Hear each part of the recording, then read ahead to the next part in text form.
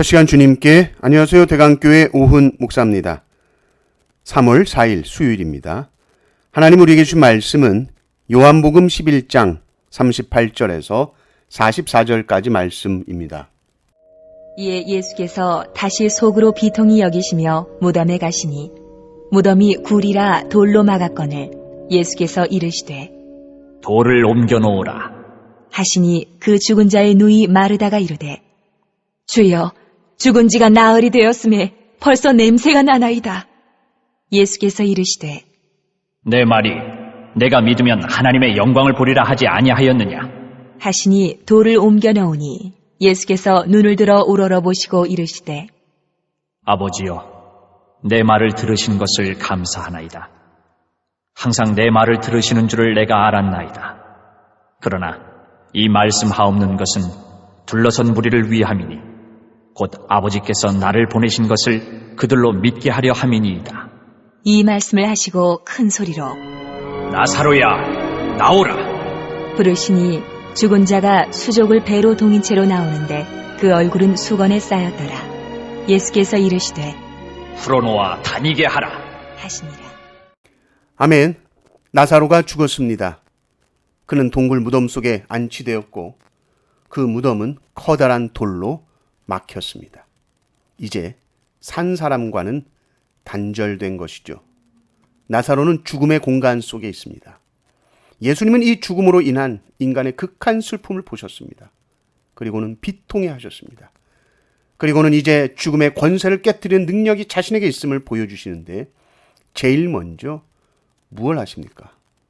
사람들에게 이해할 수 없는 일 하나를 시키시죠. 그것은 바로 돌을 옮기라는 것입니다. 예수님이 물로 포도주 만드실 때도 항아리에 물을 채우라는 이해할 수 없는 일을 시키시죠. 오늘 본문도 마찬가지입니다. 돌을 옮겨 놓으라.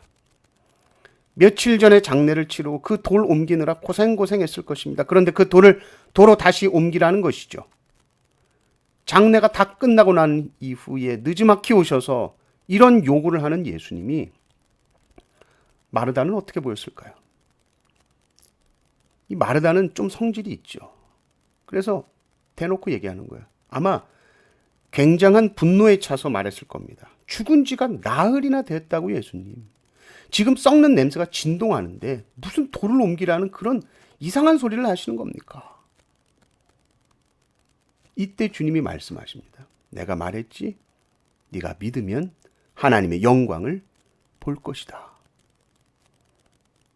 돌을 옮겨봐야 뭘 하나 이런 생각으로 가득 차 있었던 마르다. 이렇게 해봤자 뻔하죠. 지독한 악취만 풍길 겁니다. 그런데 주님은 그 헛수고 같은 그 일을 명령하십니다. 믿음이라는 것은 거창한 확신에서 시작되는 것이 아니라 이게 무슨 소용인가 싶은 회의감을 누르고 주님의 말씀에 순종하는 것으로부터 시작합니다. 예수님이 돌을 옮기지 못해서가 아니죠. 그러나 주님이 돌을 옮기시지 않죠. 돌은 우리가 옮겨야 하는 것이죠. 순종은 인간이 하는 것입니다.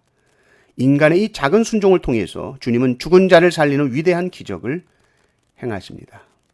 사람들이 돌을 옮겨 놓습니다. 썩은 냄새가 밖으로 흘러나왔겠죠. 사람들이 눈살을 찌푸리지 않았을까요? 이제 예수님께서 눈을 들어 우러러보시고 기도를 하시는데 나사로가 나사로를 살려주세요라는 기도가 아니라 감사하는 기도입니다. 어떤 감사입니까? 내 말을 들으신 것. 이미 들으셨다는 것이죠. 그것도 항상 내 말을 들으신다는 것. 그걸 감사하고 있습니다. 그리고 이 기도는 예수님 자신을 위한 것이 아니라 사람들로 하여금 자신이 하나님이 보내신 구원자다라는 것을 믿게 하려는 기도입니다. 그러니까 예수님의 기도를 볼 때의 기도라는 것은 우리가 하나님을 설득해서 뭘 해주세요가 아니라 이미 하나님의 뜻이 이루어졌음을 확신하고 감사하는 것이 기도죠. 그리고 이제는 큰 소리로 나사로야 나오라 부르십니다. 작은 소리로 하셔도 됐겠지만 42절에 나온 것처럼 이 표적은 둘러선 무리를 위함입니다. 무리들이 다 듣도록 큰 소리로 나사로를 부르시죠. 태초에 빛을 불러서 천지를 채우시던 그 하나님의 음성이 들리죠.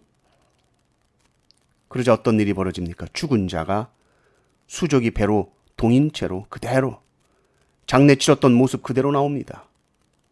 꽁꽁 싸맸는데 어떻게 일어났고 어떻게 나올 수 있었을까? 꽁충 뛰어서 나오든지 아니면 비틀비틀거리면서 나왔을 것 같습니다. 얼굴은 여전히 수건에 쌓여 있습니다. 주님이 말씀하시죠. 붕대 다 풀어줘라. 잘 다닐 수 있게 해라. 너무나도 이 묘사가 사실적이고 정확하죠. 보고 있는 걸 그대로 기록하는 것 같은 느낌입니다.